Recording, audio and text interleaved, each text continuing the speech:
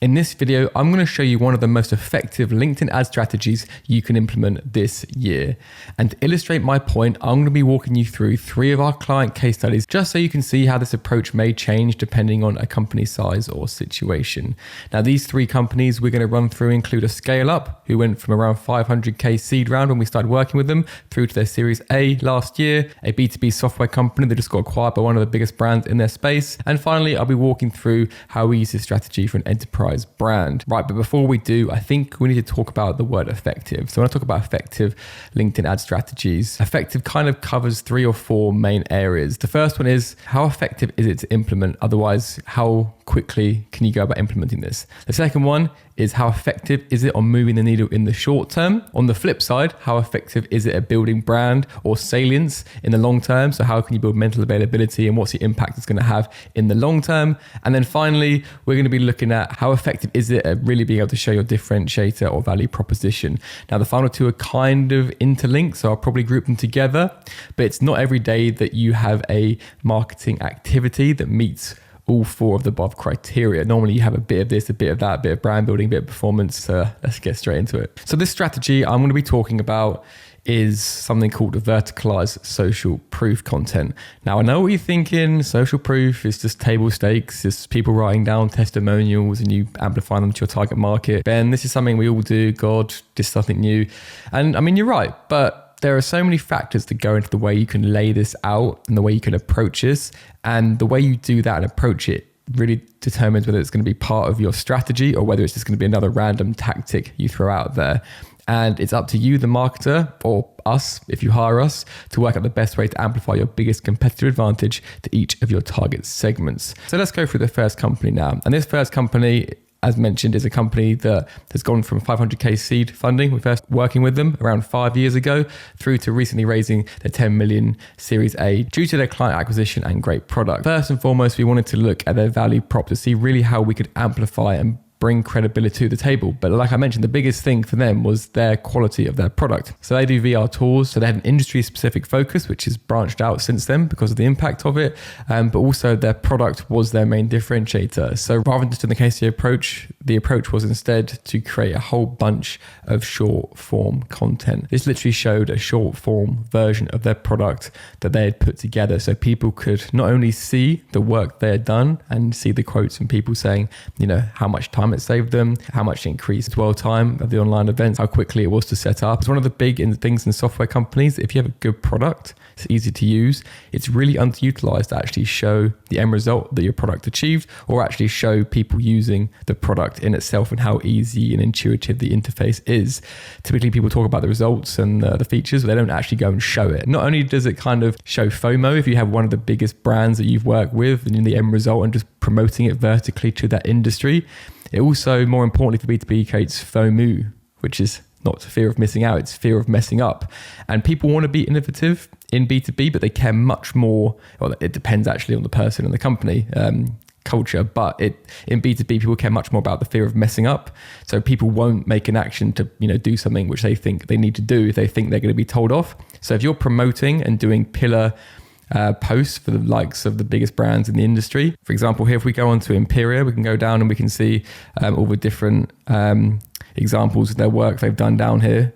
And if we go on to here, we can see they've done L'Oreal. So I run through the L'Oreal shop. Another one would be the likes of retailers such as Walmart and Hugo Boss, exactly with not only just the video, the visuals of how it looked, and how good it looked, but also with some of the stuff that they managed to achieve within it. People go through that and think, okay, so if they're working with these big brands like Walmart, Boss, L'Oreal, for example, if I go in and we're a smaller brand and we do it and, touch wood, the worst thing does happen. It's a mental block alleviator that allows them to actually move forward with this in themselves. And also coupling this with, I've spoken about it in many previous videos, like the fresh start effect. When people start new roles and they've been seeing it for a while, they're much more likely to get rid of all their fear in the short term for them being more ambitious with the direction they want to kind of take their next moves without thinking they're going to get in trouble. So the short-term results. So typically LinkedIn is a play in which you would look to guarantee delivery of your information, look at the consumption, look at the response, and then see people come through other means like direct on your website. And then you can attribute them indirectly, for example. Over the last 5 years, this approach has been so impactful with this company that direct response conversions by using this approach, obviously in conjunction with other ads we've been running, emails, whatever it may be, it's actually been primarily a direct response led approach, but then also looking at all the direct as well outside of it. But over the last 5 years, repeatedly, you'd expect it to drop off from a direct response because not everyone's going to be in market to buy, but this approach has been working so well. It's something the team are continually refining and implementing today. And the next one is, third one obviously is the differentiators. Whenever you have a visual representation of something that makes you different, you need to show it. You need to show it frequent, you need to show it often, and you need to be able to understand the consumption. So these ones are videos, so we can actually see, obviously they're quite short videos, some of them are slightly longer. You can actually go through and look at the consumption rate and the dwell time on these and really get a good sense of which ones resonate harder and keep creating more and more ones like it. Okay, so moving on to the second one, which is RotorGeek. Now, RotorGeek is a rotor scheduling platform. I'm not going to go too deep into the value prop. It's everything from the UI and how easy it is to use all the way through to its integrations and the tangible impact they've been able to track over the years. So we wanted to make sure we could go through and verticalize the social proof for it. So we've been able to be very creative and do all the stuff we wanted to, tying it into their product in itself. But if we go down, I'll just jump across. We went through and we verticalized all their case studies on their site. We saw a few industries that were getting really good pickup. So then we looked to sort of focus on it. And a lot of the time, market research from going out there and asking questions would do a certain amount of good. But when you actually go and you cast the net slightly wider and then you hone it in, you're really able to work out which verticals are the ones which are performing the best. Sometimes there's legislation changes, which means there's going to be more people in certain industries coming in. In other industries, you've seen like aviation is becoming quite a big one recently. There's going to be other things that sort of, ebb and flow depending on seasonality. But a lot of the time, there's also some companies which just really, and industries that really, really benefit from your type of product. So even though you may serve a wider market, verticalizing social proof is super, super powerful. And from a differentiation perspective, verticalization is always a key one for how you do messaging, how you manage to actually penetrate that market. And actually, once you've got the lead in, winning more deals because you already have that social proof. So it kind of, from a flywheel perspective, makes everything a lot easier if you go and verticalize. But working out how you can go and see where the ops are coming from, making sure you have a close eye on your CRM, as well as aligning with where the business wants to go and the areas they want to take on. So this one here was a really good one, and we created loads of different ads for them. But from a direct response, how easy it was. This one was a static format. There also is videos that we were using for LinkedIn ads for them, but this one was a static format around football clubs and how Bolton Wanderers was able to use their Rotor tool to massively increase their operation and efficiency, and create a few different variations of this ad. And for example, how was a short-term performance? So you can actually see football club here, Workday system administrator, Southampton Football Club. Also asking questions around integrations. Obviously, this wasn't just an ad. It was also, if you click on the ad, you go through and you can see the long form case study as well. So going deeper, bringing people actually in to learn a bit more as well. It hasn't always just got to be in an ad. You can take people to a landing page to go through and really show them your full battle card of why you guys are the best fit as well. So for this one, it was about looking at the data, working out where their strongest verticals went, and then actually going through and really trying to tangibilize what impact they had, just so we could amplify it to more and more industries to move out. But obviously the strategy was kind of part of a wider one, has been working really well from a short and long-term perspective. And from like a differentiator and from a salience perspective, actually finding these tangible points and getting in front of people, we can go through and use verticalized case studies to say, this is a situation in which you should think of us if you guys are having issues with overlaps of scheduling, or there's two people turning up to here, whatever it may be.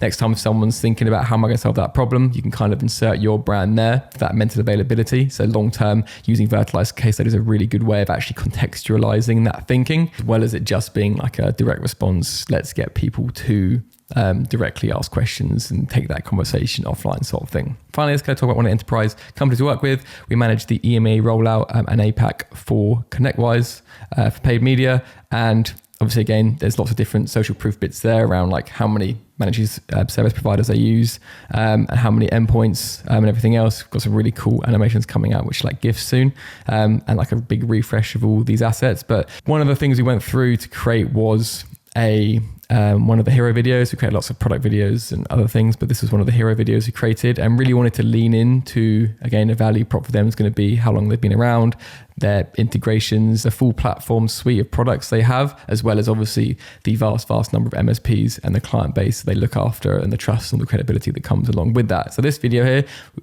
we went through and obviously talk about the 40 years. We spoke about 40,000 service providers they work with, and obviously what they do. And then we kind of went through in a bit of an illustration of how the platform works and pulls it all together. Really nice sort of product loop, again, to show their value prop is how all these tools speak to each other versus just being like segmented and fragmented systems. So it all works with each other. Went through that. And then one of the coolest bits around the verticalized social proof we're talking about was talking about MSPs in this sense, how they work with them. So we've got testimonials from some MSPs they work with. So we had a few people here. Obviously we've got let me full screen it. We've got the name of them, who they work for, and then what they like most about ConnectWise products, just to really give that credibility. And I think when you have customers that can actually come in and speak on your behalf, it's really, really good. So really recommend doing that in a video perspective. And then we go on as well to the fact that they have the largest MSP network. They do all these events, which brings all the community together. So sometimes when you have a very, very compelling value proposition, you can create videos around it, which can kind of hit multiple points that you want people to know, and do that really big value stack where it's like, oh, we got this, but also this. So you kind of get to the end of the video and they're like, okay, that's cool. I didn't realize I had all of that stuff, sort of thing. From effectiveness, this one was probably the hardest to create, because we had to go and do a video shoot in London for a day. Again, wasn't that hard, but on the grand scheme of things, a day, it wasn't that hard, and probably about 2 weeks worth of turnaround for the video editing itself. Short-term effectiveness and the brand building side of things. Again, can't go into that like the last two because this is a relatively new campaign we've started running, but early consumption rates of these long form videos is looking very, very good. As well as the fact that because it's a long form video, that's one of the biggest things in my mind of mental availability, to say, okay, someone's watched, we've got 0.5%, 1% of how long is this? A 4:18 video. So we know those people that have watched 4 minutes 18, probably very likely to kind of, at the end of it, have at least some recall of this brand. So once we have a lot of people that have watched this, you can kind of keep refreshing those mental structures with those static ads and other types of ad creative over time, just so when someone does come around and in market ready to buy, then they're going to make sure that, we keep reinforcing that after the initial touch point of actually saying, okay, you've watched 4.5 minutes. Those are 3 different case studies for how you can use verticalized social proof. All good companies that have run through their process and offered their service or product to people should have good case studies, and it's all about going out and working how you should frame them, what type of messaging, what media, what format, how's it going to look, and how does it align with your overall strategy, and really what is your value prop, and how can you get best conveyed to people in a way that really makes them potentially realize they need it now and convert, or make sure that in the future, if they convert, they know that you work with their industry, you know what pains you solve for that industry, and you have that trust which makes them think of you when they are around to buy. I hope you found that useful. So if you want to go and implement LinkedIn ad campaigns, I've actually got a YouTube library of maybe 20 to 30 LinkedIn ad videos, which you can go and watch for free. And I'll put the link on the screen or below in the comments. I hope you found that useful, guys. Until next time, have a good week.